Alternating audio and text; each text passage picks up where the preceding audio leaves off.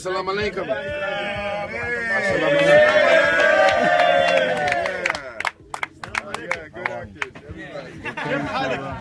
الحمد لله. Pleasure. Alhamdulillah. Alhamdulillah. أو أنا من عيال مقراف. Just got home, man.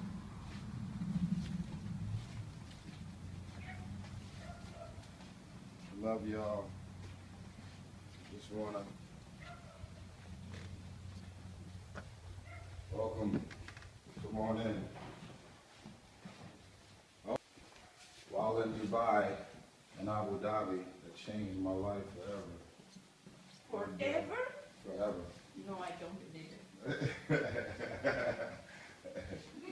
So, come on back here.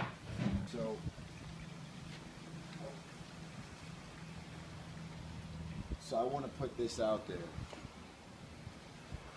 I've learned a lot about stereotypes. I learned a lot about, because me as an African American, I've dealt with my share of racism and people deciding not to do this, have me in mind for this or that. Not only am I a black man, but I'm a dark-skinned black man. And some folks may say that's old school, but it's so real. I want y'all to understand that I personally went and visited the Middle East, Dubai and Abu Dhabi, and I felt the love and energy in America, but out there, I've never experienced the level of love that I've experienced in a short period of time ever in my life. And for those people of America who, because of all of the terrorist attacks and all of the things that have happened that's associated to the Middle East, I don't want y'all to clump the entire Middle East and all of the people of the Middle East with the bad habits and the bad moments that a few particular people have done. Because they've done that to black people, they've done that to white people, they've done it to Latinos. Because of one thing or several people from one particular race or group has done, they've clumped everybody all in together. My personal experience is that after my friend Paul Walker died, I was sad. It's probably my first time ever experiencing being depressed, but I didn't even know it. The great nation of Abu Dhabi and Dubai gave me my smile back, and I love y'all forever. I came home with a sense of purpose. I came home and I found my smile again. And I just wanted to send y'all some love and say thank you for everything. You have changed my life forever. Thank you for taking care of my friends and Will Smith, Maxwell, Red Cafe, just everybody that was out there in Dubai that I personally know. Thank you for everything. And I will never take my access for granted. We got big plans, big ideas, big plans. So thank you for everybody. I love y'all. Sending love from my backyard. God bless you. It's your man Tyrese. I'll be back soon, baby. I'll be back soon. Peace. Tyrese Gibson, and talking about the meaning of life. Have you heard of this Tyrese Gibson? Yes. Tyrese Gibson's also like a very good friend with Paul Walker. And he tweeted actually his video saying that this gave me life. That's amazing, isn't it? I've seen the video myself. We're going to go to a clip of it right now, so people who haven't seen it, we'll just go ahead for 30 seconds. You can see it right here. Then just turn up the radio as you learn to live a lifestyle of drugs, sex, and rock and roll. But in all honesty, I just need to know, is there more to the cycle than growing and getting old? Living and dying just to leave behind a happy home and a whole lot of property that somebody else is going to own. I just really need to know before the casket's closed, 'cause I'm not willing to gamble with my soul, nor am I ready to take any chances. These are just simple life questions and I'm just searching for some answers. Like, what are we doing here? And what is our purpose? How did we get here, and who made us so perfect? And what happens once we go, or is this world all really worth it?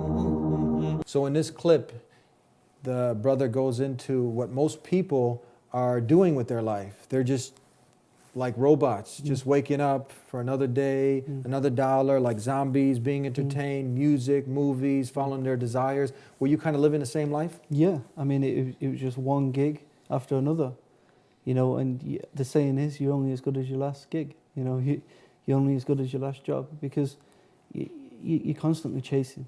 You're chasing the world, you're chasing the dunya, the material life, and you're never going to get there. You know, we see this with many of the stars or the famous people in the world. They have everything. They have the money, they have the wealth, they have the fame, but they're still not happy. Well, I mean, that's a fact. That's not fiction. And people think like, okay, if I achieve this stardom, I'm going to be like just in a world of bliss. But there's some of the most miserable people, you know, unhappy. Why are you taking drugs if you are happy? So when I opened up the show and I mentioned people such as Paul Walker, the famous movie star, Fast and Furious, and then Tyrese Gibson, who actually tweeted that this video, this meaning of life, it gave me life, because it you know, when you look into Islam is not something, and did you find obviously the same thing, because it's not blind belief. You didn't come at this just blindly. You had to make some really big sacrifices being a former Christian. And now you were investigating, you were using the faculties that the Creator gave you, didn't you? To realize that, to come to the reason, the realization that this is really indeed from the Creator. And Allah tells us in the Quran, we're not allowed to just follow blindly. You know, He tells us, bring your proof if you're truthful. Bring your proof. Yeah. And this is not just for non-believers, this is also for Muslims. You know, many Muslims, they follow, they say they're Muslim because their parents are Muslim. You know, this is not acceptable. We need to know why we're Muslim. You know, and Allah encourages us to do this in the Quran by looking for the proof. You cannot buy peace. I always say it. This is what I've said in the past. You cannot buy a 6-pack of peace. Peace is something that comes from who? The Creator. The Creator, the Maker, the one who made you. So what advice would you give for him? And other people now, like Tyrese, who actually, the one who tweeted this meaning of life, who's obviously, that got him thinking. So, but there's a lot of negative stereotypes associated with Islam. So there's confusion. What do you advise people? Look towards Islam. And that's the only option. That's it. That is the only option. Where are you going to go? I mean, where you're going to keep, you know, going and following your desires, and there's no happiness there. I mean, the thing is, they come to the reality, they have all the money, the wealth, the fame, and they can't leave their house. Yeah. You know, all the friends around them, they can't trust anyone. You know, it's not a nice place to be in. But with Islam, subhanAllah, you go to Mecca for Hajj, and you're all wearing the same clothes, you know, the same 2 sheets, and you're performing the rituals of Hajj, and you don't know, one person can be a millionaire, one person can have no money. Yeah. You know, and it's a beautiful thing. And a good thing to actually read is the biography of Malcolm X, and he speaks about this when he actually went to Hajj. And he was sitting with millionaires and poor people. They all wearing the same thing, eating from the same pot, white, black. SubhanAllah, it's beautiful. So purpose of life, that's the crucial question. And do you believe that, I mean, that if you just take that simple step, that you ask your Maker to guide you, that He'll guide you? Yes, I advise this a lot. So for people who are searching, put your head on the floor. In the state of prostration, like all the prophets did, and ask the Creator of the universe to show you the way, to guide you to the straight path. And someone who sincerely asks for guidance, subhanAllah, they'll find it in Islam. That's it, like you did, and so many, I mean, people. It's the fastest growing way of life in the world. Today, yesterday, and tomorrow, it's growing because it has a believable message, and it's based on proof and evidence, not blind faith. Is that right? Of course. Yeah. So, Qul huwallahu ahad. Say He, Allah is one. God is one. The Maker of mankind. Exactly. Allahu Samad. Allah is self-sufficient. He doesn't need food or drink. He doesn't need to rest on the 7th day. Okay, I really had a problem with that even before I knew anything about Islam.